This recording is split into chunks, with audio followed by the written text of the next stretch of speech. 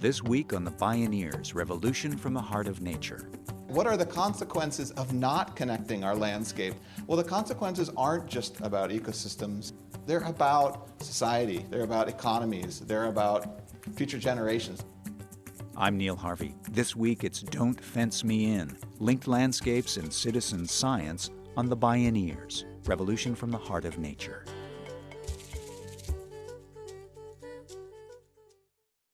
Ecologists say the surest way to heal an ecosystem is to connect it to more of itself. The famous naturalist Aldo Leopold put it this way, quote, "The last word in ignorance is the man who says of an animal or plant, what good is it? If the land mechanism as a whole is good, then every part is good, whether we understand it or not. Who but a fool would discard seemingly useless parts? To keep every cog and wheel is the first precaution of intelligent tinkering," unquote. Of course, our human civilization is entirely dependent on nature. Yet by shredding the web of life, we've unstrung the fabric that supports us. Compounded by the onset of climate disruption, nature itself is physically on the move, but finds itself fenced in. But today, an innovative global movement is arising to restore life-supporting natural systems by reweaving nature's connections. In this half hour, we hear from visionaries Mary Ellen Hannibal and Justin Brashares. They're at the forefront of connecting nature back to itself and connecting people with solutions through the emerging movement of citizen science. This is Don't Fence Me In, Linked Landscapes, Citizen Science, and Wild Nature. My name is Neil Harvey. I'll be your host.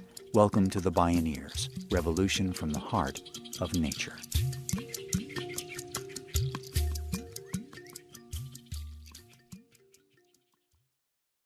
When Mary Ellen Hannibal began writing her book, The Spine of the Continent, she set out to paint the bold vision of what it would actually look like to restore landscapes on big scales and what it would take. She depicts the visionary initiative led by the Wildlands Network, which links about 36 nonprofits and other allies along the Rockies, all working to restore the tattered web of life along the spine of the continent of North America. It spans 5,000 miles from the Brooks Range in Alaska to the Sierra Madre Occidental in Mexico. And the Spine of the Continent is an initiative to create linked landscapes down the Rockies. So when I heard that term, linked landscapes, like what does that mean and why do we need to do it? That's what made me really go down the path of investigating. Hannibal learned the term linked landscapes from the work of the iconic conservation biologist Michael Soule. Michael's insight was that breaking up the landscape, isolating wild areas, making islands out of our natural places, was going to hasten extinction rates. 100 years ago, the U.S. government created national parks such as Yosemite and Yellowstone. As a nation, we wanted to limit impacts on nature within those boundaries and preserve them for posterity. Enter the law of unintended consequences. By examining the data, biologist William Newmark discovered that putting up boundaries around natural areas actually hastens extinction if those natural areas are not connected to other natural areas. And in short surmise, the way to stem the tide of extinction is to give nature and natural areas room and connection. So I think of connectivity. Connectivity is the basic fundamental concept that my book, The Spine of the Continent, is about. It is proven all over the world and undertaken all over the world as the hedge against extinction. Hannibal learned that there are two ways that connectivity is being disrupted. One is the physical linear disruption of the landscape. For instance, the migration loop that one single herd of pronghorn antelope has taken in Wyoming every year for millennia. When natural gas was discovered below the Pronghorn Path, the area became the Jonah drilling fields, one of the birthplaces of fracking. And all of a sudden, huge industrial America moves into the area. So, hundreds of wells are being drilled. Huge trucks are coming down. And they notice this uptick in mortality of pronghorn. Because these people are driving right over the path of the pronghorn. Now, pronghorn are OCD. You know, I've had kids say, well, why didn't they go around the wells? Well, the pronghorn are not going to go around wells. It's another case of instinct. They go one way, and that's the only way. And if something is in their way, they stop. And you have all these pictures of pronghorns stopped, and terrible incidents of pronghorn being decimated by like a freight train. And they're going across railroad track, or they're standing on the railroad track. I mean, they don't get it. They have to do their thing, and we have to help them do their thing.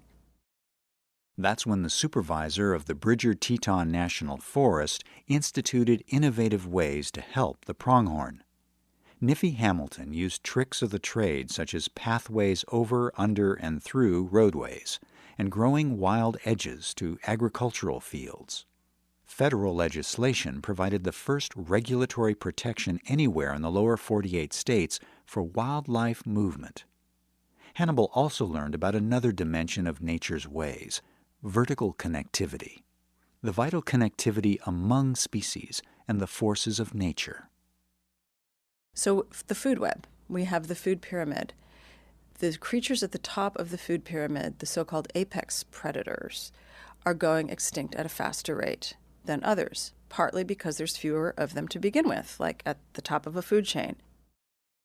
Apex predators are kind of like a policeman. They play a keystone role in the entire ecosystem. Without them, things go haywire. Apex predators along the spine of the continent include the wolf, grizzly bear, jaguar, and mountain lion. They need room to roam, both for food and reproduction.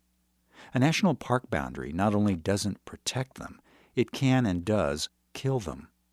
Just how important are apex predators? Check out Ghana's story of lions and baboons.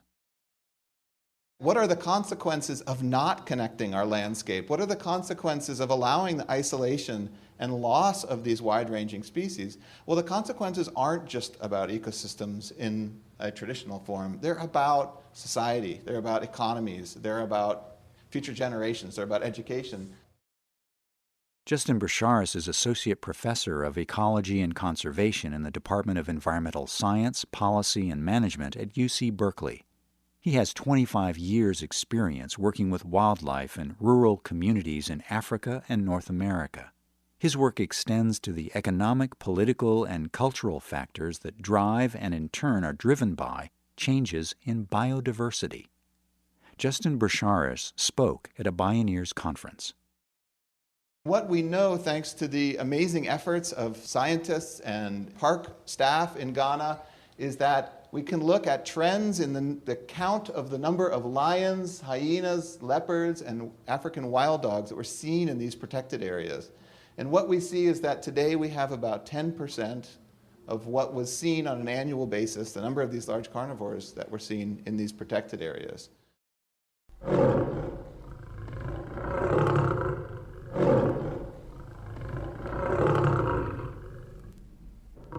So these young lions, young leopards, they grow up in a protected area, and biologically they need to leave their parents' home range or their mother's home range, and so they head out. There is no other range except areas outside of protected areas, and so they're quickly killed.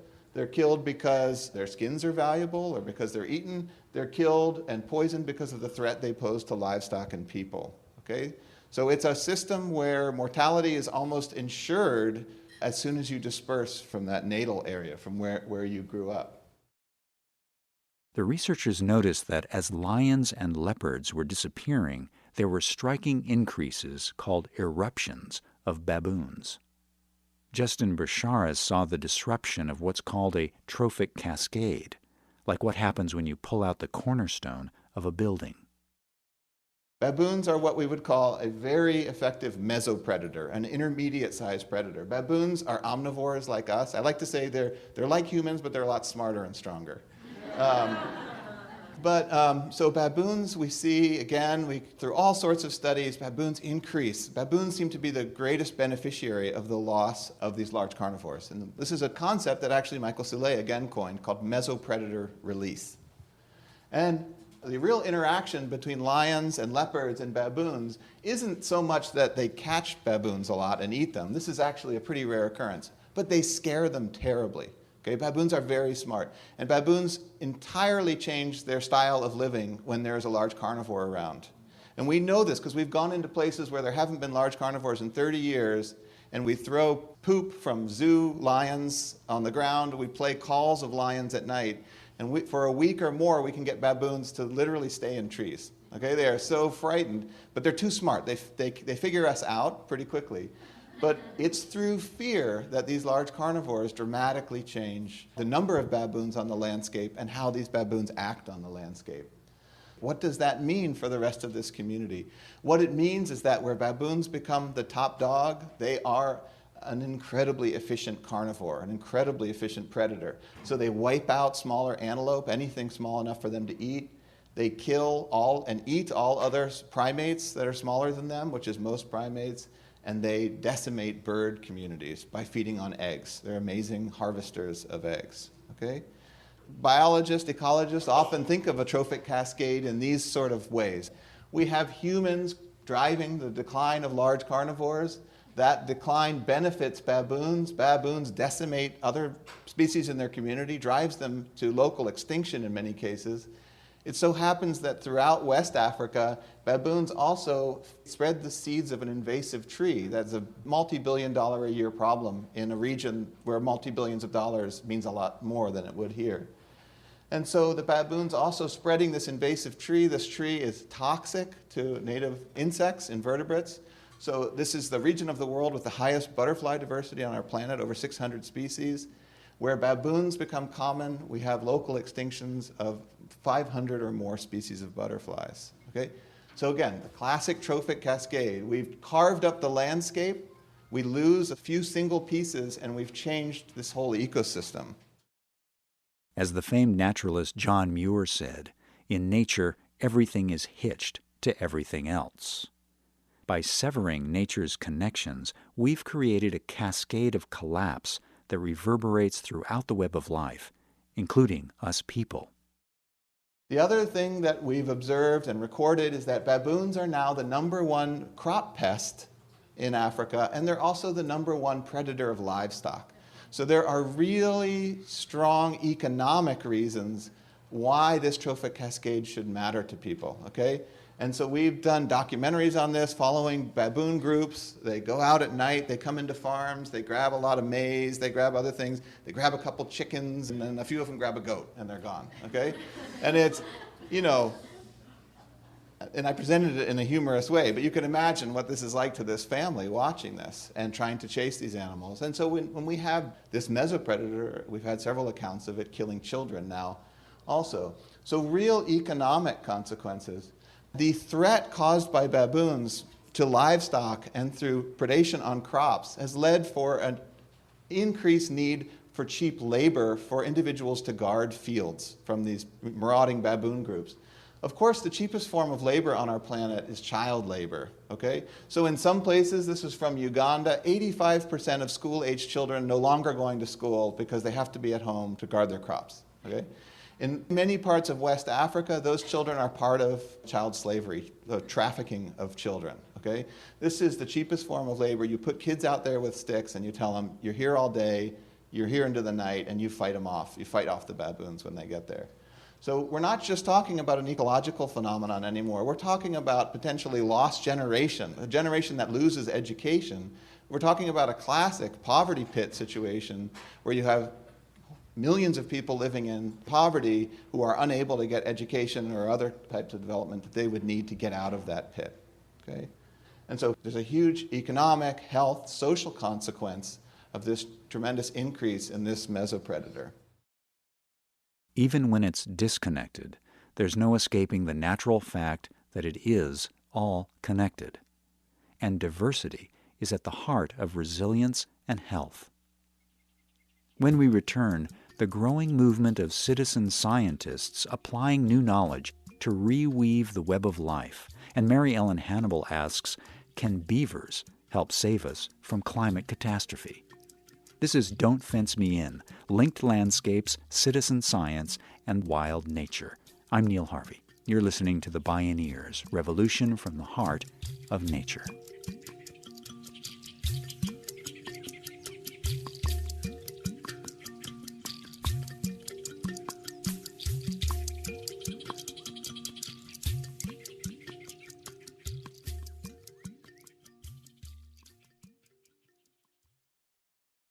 To explore all available Bioneers radio shows and video programming, please visit bioneers.org. Mary Ellen Hannibal takes us deeper into the ways keystone species of animals make the land, that makes the climate, that makes the world go round. Here and everywhere in the world, there's another huge implication of losing the top predator, which is really on something very fundamental, and that's the geological carbon cycle. So really, can we talk about animals having an effect on the geological carbon cycle? The thing that brings us mountains, erosion, land masses? Yes, it does. It absolutely does. Once upon a time, not so long ago, one of the most essential builders of the spine of the continent was the beaver. Little did the European newcomers to North America realize just how important beaver's job is. When the Pilgrims landed, over 60 million beaver populated the continent. Starving, the Pilgrims learned from Native Americans how to hunt them. Beaver pelts became a huge business for 300 years, until beaver were virtually exterminated. Mary Ellen Hannibal. The thing about beaver is they change everything when they're on the landscape.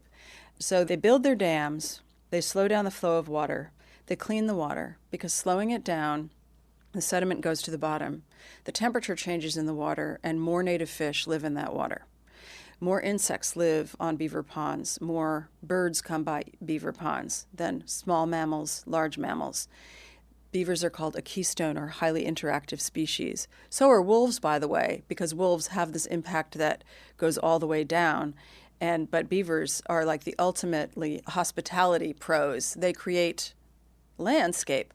When they're on the land, they change how they keep a flow of how carbon is sequestered into the soil.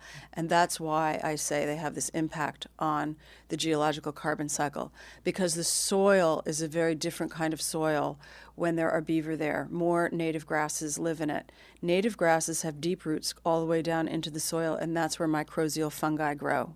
Mycorrhizal fungi, actually nobody completely understands how, but it siphons carbon from the atmosphere. It's crazy, right? Who can believe it? But it happens. So what happened in the West is we take all the beaver off. The waterways start to degrade because the waterways are no longer slowed down by beaver dams. But then all this cattle is inserted onto the landscape to put a business on the landscape, to keep people there, to develop an economy. So what the cattle do now, and it's not necessarily so, there are ways to graze cattle that are actually beneficial for soil, but that's hardly ever done, unfortunately. They eat all of the greenery down to the dirt. They never give the plants time to grow up past what's called browse height. So then there's no vegetation on the sides of the rivers because they've eaten it all. So there's no habitat. The beaver can't live there because they need to eat and they need woody plants to build their dams with. So the beaver leave. So you don't have the plants, you don't have the beaver, and you lose everybody else. Enter Sherry Tippie, former Arthur Murray dancer, cuts hair for a living at the Aurora Men's County Jailhouse, sweet as can be, and swears like a sailor, but beaver lover and soon-to-be citizen scientist. So she's home with her mother, who still lives with her, and she's ironing her costume for the night, and she's watching the news. And this is 30 years ago in Denver. And a story comes on the news about a golf course where a beaver is cutting down trees. And the story is this poor manager of this golf course saying, I'm hiring a trapper to come and get rid of this beaver. And you can imagine if you are the manager of a golf course, you wake up in the morning and this, gigantic tree has been felled. Beaver deserve their reputation. They are good at their job. And they are like, you turn them on, you can't turn them off. They do it. They cut the trees down.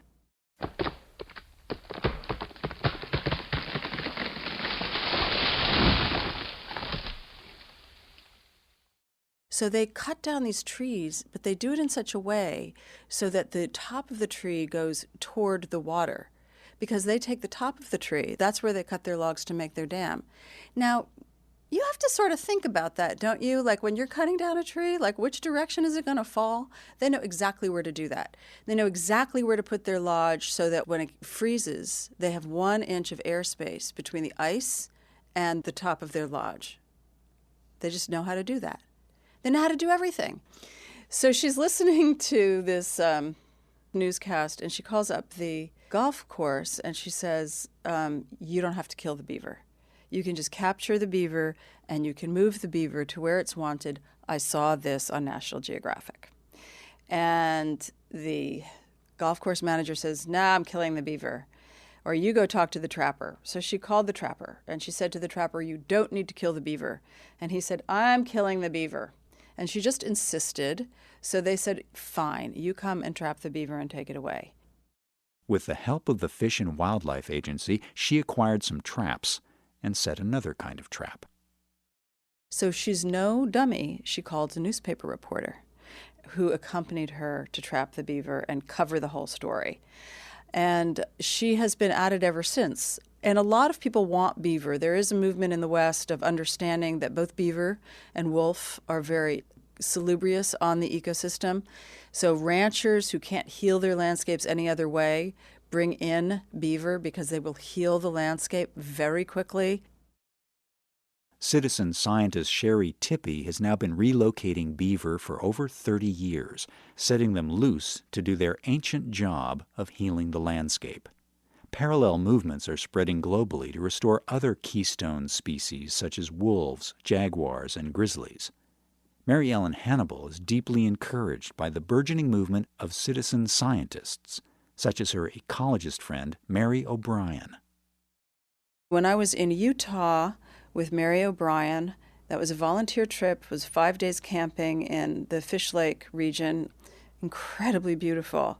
We were doing transects and measuring browse height of different kinds of willow for a project that Mary has been doing for 9 years, which is to document whether there's good habitat for beaver to be reintroduced there or not. And she's collected all this data that citizens have collected volunteering for a certain period of time, and she takes those time series to the Forest Service to show them where and when grazing practices should be changed. Now, there's no change in any legislative way unless you have data to back it up. And data cannot be like what happened last year. It has to be a time series of data.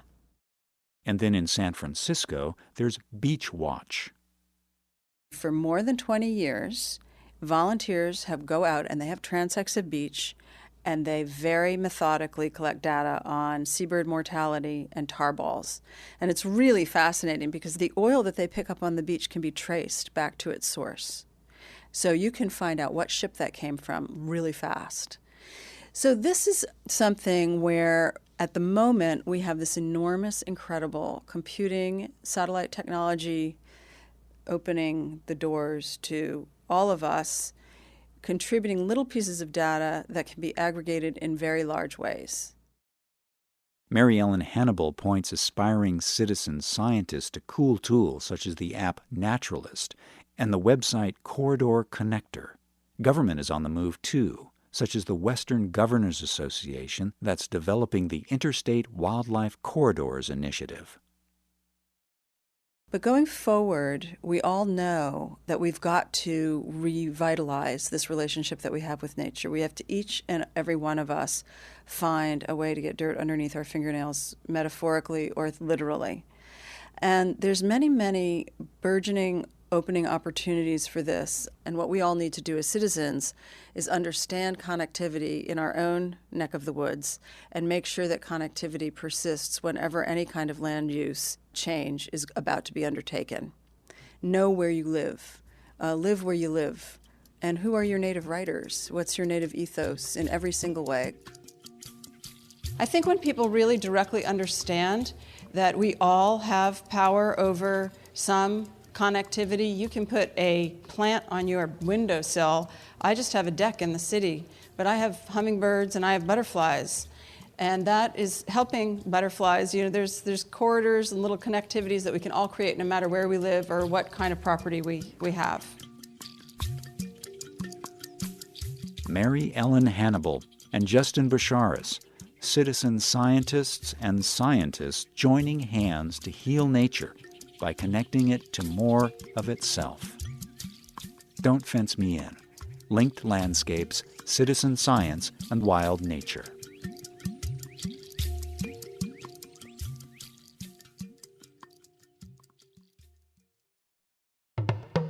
You can hear more from Mary Ellen Hannibal or explore more Bioneers radio shows and video programming online at Bioneers.org.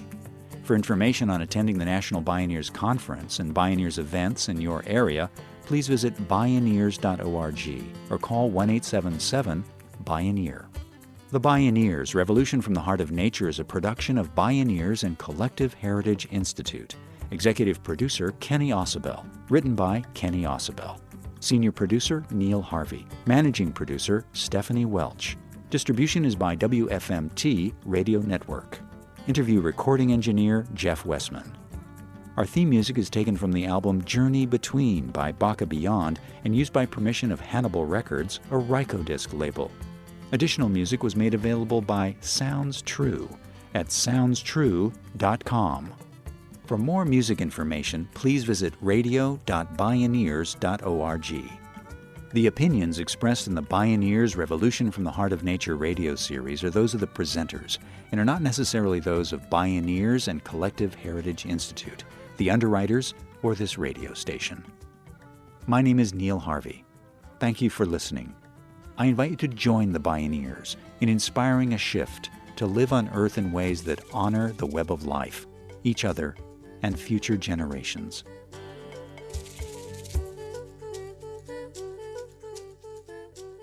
This is program number 0514. This program was made possible in part by Organic Valley, pasture-raised organic dairy products bringing the good from our family to yours. Visit organicvalley.coop. Mary's Gone Crackers, healing the planet through conscious eating, gluten-free and vegan products since 2004. Learn more at marysgonecrackers.com.